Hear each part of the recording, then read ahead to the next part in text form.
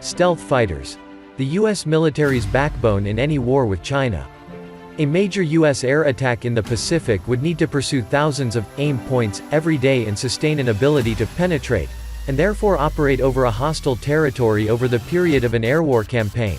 A reality now leading many senior Air Force experts and former leaders to call for much greater numbers of stealthy attack aircraft.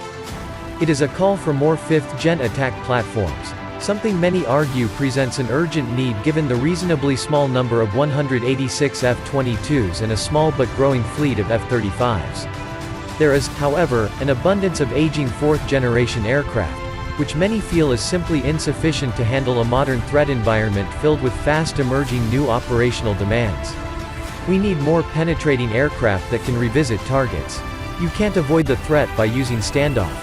You need to be able to handle the target demand in major regional conflicts. Ret. Lieutenant General David Deptula, Dean of the Mitchell Institute for Aerospace Studies, told the National Interest in an interview. Certainly, non-stealthy fourth-gen aircraft are not in a position to be penetrating, given the technological sophistication and advancements of both Russian and Chinese air defenses. When it comes to achieving air-to-air and air-to-ground superiority, speed, stealth, and fifth-gen sensing will be necessary.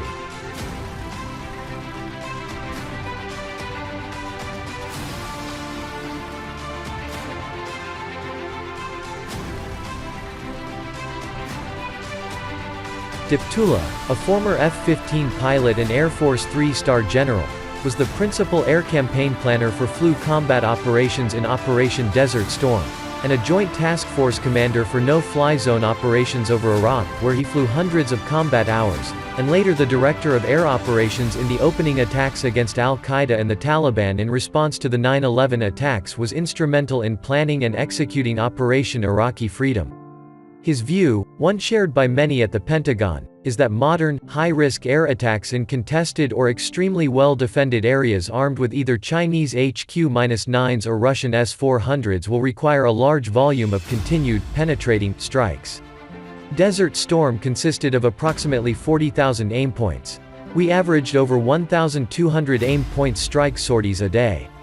If you look at any kind of South China Sea or Eastern European scenario, one could be looking at 100,000 aim points, Deptula said.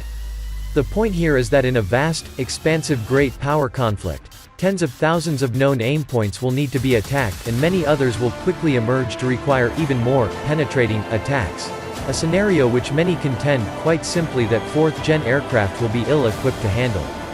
For sure, standoff weapons and surface-to-surface one-way missiles cannot be afforded in anywhere near the quantities required to be operationally significant in this kind of scenario.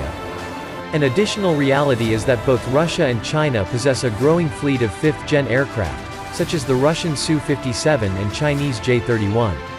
While new computing, advanced sensors and long-range weaponry built into fourth-gen aircraft may close the gap to some extent, it does not appear at all likely that upgraded fourth-gen aircraft would perform well against these rival platforms.